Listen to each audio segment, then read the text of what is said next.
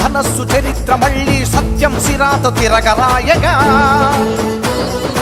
ఆరంభమైనది శ్రీకారం శరసాధన గది శంఖారావం తల్లి కృష్ణతను బాలబలమ్మ కన్న తండ్రి చిరదీక్ష ఫలమ్మ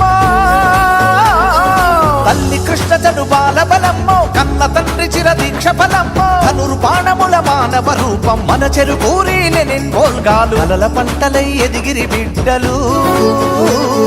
మన చెరుకూరిని నిన్మోల్గాలు